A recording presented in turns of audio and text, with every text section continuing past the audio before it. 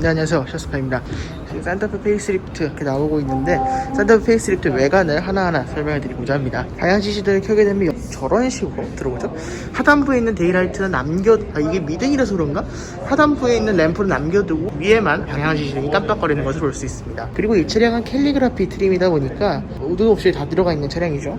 그렇다 보니까 캘리그라피 전용 외장으로 이 그릴도 다크 크롬으로 마감해졌다고 합니다. 블랙 하이그로시인 줄 알았는데 블랙 하이그로시가 아니라 다크 크롬으로 마감이 되어 있다고 하고요. 네, 그리고 캘리그라피 트림이 아니라 일반 트림을 보면 저희 가운데 그릴이 이런 식으로 크롬으로 그냥 드러나 있는 것을 볼 수 있습니다. 요거랑 요 색이랑 똑같아서 그렇게 반짝거리는 크롬은 아닌데 그래도 이렇게 큰 부품에 크롬이 다 들어가 있는 걸 보면 조금 튀긴 하죠. 전면부를 보면 캘리그라피에 비해서 훨씬 더 과격해 보이는 그런 전면부를 보여주는 것 같습니다. 그릴 때문에 캘리그라피에 비해서 훨씬 더 과격해 보이는 것 같고요. 이 하단부에 있는 반광 크롬 같은 재질은 나눠져 있는 것을 볼 수 있습니다. 이걸 하나로 통으로 이었을 더 좋았겠지만 어쩔 수 없어서 저런 식으로 마감된 것으로 보입니다. 하단 부분도 이쪽이 이렇게 갈라져 있고 여기도 이렇게 갈라져 있는 것을 볼 수 있죠. 그래서 전반적으로 저걸 자세히 들여다보면 이게 전면부에서 저분이 와가 깔끔하지 못하다라는 생각이 들 수도 있는데 저걸 통으로 이었으면 더 좋았을 텐데 저렇게 망한 건 조금 아쉬움이 남습니다.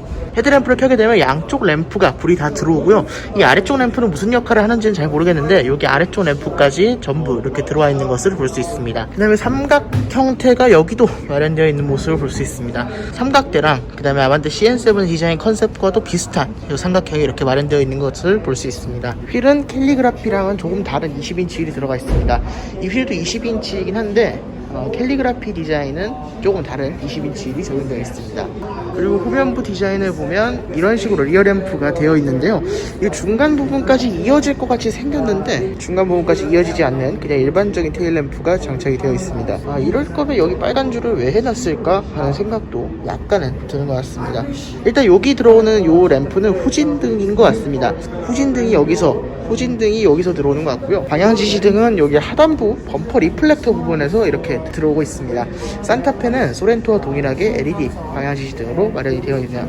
그리고 하단부에 있던 머플러는 사라졌습니다. 히든타입 머플러로 자리 잡고 있고요. 히든타입 머플러로 바꿔놨는데 리어 와이퍼는 여전히 드러나 있는 타입입니다. 아무래도 페이스리프트다 보니까 저걸 위에 숨길 공간 같은 게 없었던 것 같아요. 그래서 이런 식으로 리어 와이퍼가 드러나 있는 모습을 볼 수 있습니다. 트렁크를 한번 열어보도록 하겠습니다.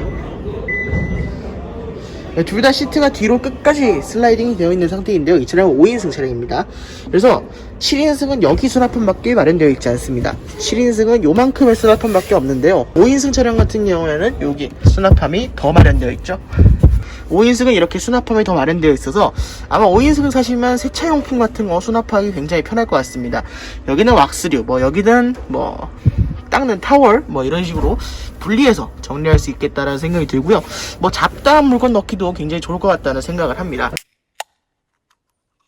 이제 실내로 들어와 보면요, 이 차량은 캘리그라피 트림은 아닌데 캘리그라피 트림이 아니라도 실내는 꽤 고급스럽게 되어 있는 모습을 볼 수 있습니다. 일단 실내 소재부터 살펴보면요, 여기 위쪽은 말랑말랑한 소재, 여기 도어 캐치 옆쪽으로는 조금 딱딱한 소재고요. 암레스트 주변은 전부 말랑말랑한 소재고 여기 아래쪽은 또 그냥 생플라스틱이 장착되어 있습니다. 대시보드는 여기 위쪽은 말랑말랑한 재질, 여기도 말랑말랑한 재질이고요.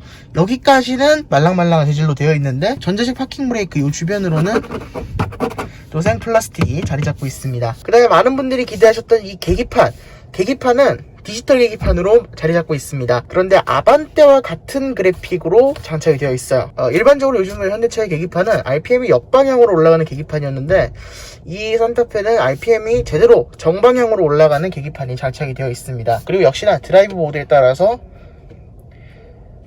계기판 디자인이 이렇게 바뀝니다. 아반떼랑 똑같은 그래픽이기 때문에 아반떼랑 같은 그래픽을 사용하다 보니까 아마 그래픽 바뀌는 것도 아반떼랑 똑같을 것 같고요. 이 방향지시등 레버도 페이스리프트 하면서 안 바뀌었습니다. 소나타, 그랜저, 아반떼 전부 다 새로 바뀐 방향지시등 레버를 사용하고 있는데 산타페는 방향지시등 레버가 바뀌지 않았습니다. 그리고 버튼식 변속기가 적용되다 보니까 패들 시프트 기본적으로 적용되어 있고요. 스티어링 휠에는 또 LFA 버튼까지 추가된 것을 볼 수 있습니다. 가운데 센터 페시아를 살펴보면요, 여기 맨 위쪽 버튼이 내비게이션 관련 조절하는 버튼입니다. 여기는 음량 조절하는 부분이고요.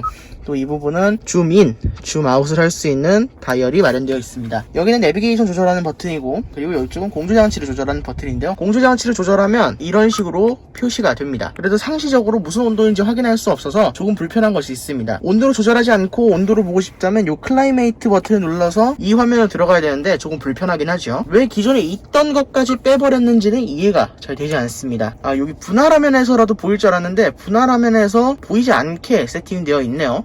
이 실내 모니터는 10.25인치 내비게이션인데요. 제가 아까 전에 G80이랑 GV80을 보고 와서 그런지 이 내비게이션의 모니터 베젤이 너무 두껍게 느껴집니다. G80이 너무 얇은 것도 있겠지만 산타페의 베젤은 상대적으로 좀 두꺼워 보이긴 합니다. 그리고 버튼식 변속기가 적용되었죠. 버튼식 변속기가 적용되어서 여기를 버튼이 차지하고 있는데, 한편으로 걱정되는 거는 이쪽도 옆에 버튼이 있습니다.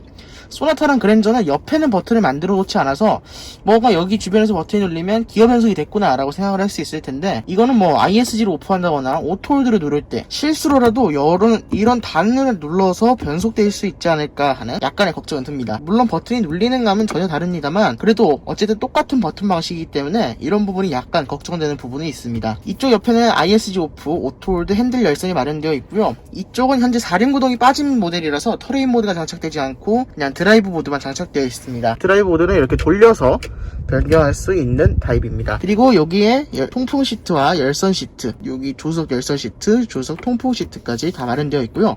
참고로 말씀드리자면 통풍 시트는 무려 기본 사양이라고 합니다. 통풍 시트가 기본 사양이라니까 좀 놀랍긴 합니다. 그 다음에 이쪽에는 USB를 꽂을 수 있고요. 무선 충전되는 상태를 볼 수 있고요. 컵홀더가 이렇게 뚜껑을 열면 하나가 더 나오는 식으로 되어 있습니다. 그리고 여기는 이런 식으로 컵홀더가 하나 있는데, 여기는 별도의 커버는 없이 그냥 컵홀더로 마련되어 있고요. 여기는 무선 충전기인데 무선 충전을 이렇게 꼽아서 하는 타입으로 되어 있습니다. 이걸 닫고 무선 충전을 하면 무선 충전이 제대로 되고 있는지 안 되고 있는지를 볼 방법이 없습니다. 그래서 여기를 열고 무선 충전을 하면 여기 상태창이 뜨는데, 이 부분은 조금 에러 같습니다. 다른 데로 빼놓던지 했어야 되는 것 같은데, 무선 충전을 해놓고서 이걸 덮어놓으면 무선 충전이 되는지 안 되는지 모르는 거, 이거는 개인적으로 좀 아니지 않나 라는 생각을 해보게 됩니다. 그리고 앰비언트 라이트가 여기 추가되었습니다. 카메라에서 생각보다 밝게 보이는데요. 이 부분이 그렇게 밝지는 않고 이쪽에 추가된 것만 간단하게 볼 수 있습니다. 낮에도 잘 보이긴 합니다. 여기가 워낙 어두운 부분이라서 낮에도 잘 보이고요. 이쪽 옆에도 살짝 불이 들어와 있는 걸 볼 수 있으시죠? 간접 조명 방식으로 불이 은은하게 들어와 있는 것을 볼 수 있습니다. 그리고 버튼식 변속기가 적용되다 보니까 이런 식으로 여기 투닥 공간이 잘 마련되어 있습니다. 여기는 시거제, 여기는 12V 시거제이고 저기 안쪽은 USB 포트 하나, 이렇게 두 가지가 마련되어 있는 모습을 볼 수 있습니다. 썬루프가 빠져서 여기 중간에 그대로 비어있는 모습을 볼 수 있죠. 그리고 하이패스는 이제 룸미러에서 여기로 옮겨왔고요. 하이패스 룸미러가 없다 보니까 룸미러는 상당히 얇습니다. 그래서 전면 시야 확보하기 좋고 후방 시야도 더 넓게 잘 보이는 것 같아요. 뒷좌석으로 한번 이동해 보도록 하겠습니다. 네, 뒷좌석은 이런 식으로 되어 있는데요. 뒷좌석 높이가 앞좌석에 비해서 상대적으로 좀 높은 것 같습니다. 그리고 앞좌석 시트 밑으로 발도 그냥 들어가고요. SUV답게 상당히 쾌적한 공간을 자랑합니다. 2열 위에서는 여기 열선 시트가 마련이 되어 있고요. 크레 스피커가 뒷좌석까지 마련되어 있고, 2열 도어 트림의 재질은 여기 위쪽 소프트한 재질이고, 여기 도어 캐치 주변은 좀 단단한 재질, 단단한 생플라스틱, 암레스트 주변은 또 말랑말랑한 소재로 마감이 되어 있습니다. 그리고 뒷좌석을 위해서 USB 포트 2개가 마련되어 있고요. 220V짜리 플러그도 하나 마련되어 있습니다. 그리고 뒷좌석 송풍구는 이런 식으로 생긴 것을 볼 수 있습니다. 그리고 SUV다 보니까 뒷좌석의 활용도가 상당한 걸 알고 계시죠? 이런 식으로 슬라이딩 되고 또 이렇게 뒤로 쭉 밀어서 공간을 넓힐 수도 있고 그렇습니다. 그리고 등받이가 이 정도가 덜 젖혀진 상태고, 다 젖히면 거의 누워서 갈 수 있을 정도까지 이렇게 젖혀지는 것을 볼 수 있습니다. 그리고 암레스트에 별다른 건 없고 그냥 이렇게 컵홀더만 마련되어 있는 것을 볼 수 있습니다. 가운데에는 작은 캔을 넣을 수 있고요. 옆쪽에는 큰 컵들을 넣을 수 있도록 이렇게 잘 마련되어 있는 모습을 볼 수 있습니다. 그리고 주유구 역시도 이런 식으로 눌러서 여는 타입으로 주유구가 변경되었습니다.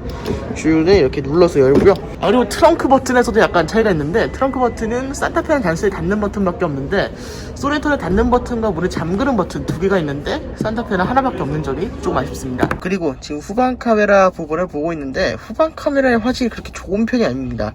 근데 제가 평소 같았으면 이 후방 카메라에 대해서 굳이 까지 않았을 텐데, 지금 이렇게 후방 카메라가 화질이 별로다 라고 언급하는 이유는 이 후방 카메라를 그대로 빌트인 캠에 사용하기 때문입니다. 그래서 사실 그랜저나 소나타 같은 경우에는 이거보다 조금 더 선명한 화질을 보여줬는데 산타페는 조금 빌트인 캠으로 사용하기에는 부족한 성능이 아닐까 생각됩니다. 지금 직접적으로 그랜저가 없어서 동일한 환경에서는 그랜저가 어떤 식으로 작동되는지 모르겠습니다만 이거보다는 훨씬 더 깨끗한 화질일 텐데 산타페 페이스리프트는 조금 더 화질이 좀 안 좋은 게 아닐까라는 생각을 합니다. 이 화질대로 빌트인 캠을 쓴다면 여기 지금 산타페라고 적혀있는데 이것마저 알기 힘든 이게 지금 산타페라고 적혀있는 건지 안 적혀있는 건지, 그러니까 번호판을 알아보지 못한다는 뜻이죠. 그런 상태가 될 것 같아서 산타페 빌트인 캠을 쓴다면 후방 쪽에는 따로 블랙박스를 달아야 되지 않을까라는 생각을 해보게 됩니다. 그리고 참고로 말씀드리자면 빌트인 캠의 작동 시간이 조금 늘어났습니다. 여러분들 다들 아시죠? 이렇게 내비 화면에서요 홈 버튼을 눌러서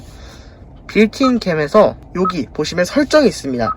이 빌트인 캠 설정에서 이 주차 중 녹화와 주행 중 녹화를 전부 켜주셔야 됩니다. 그리고 주차 중 녹화는 12시간으로 늘어났죠. 이제 기존에는 10시간이 최대였는데 이제 12시간으로 주차 중 녹화 시간이 더 늘어났습니다.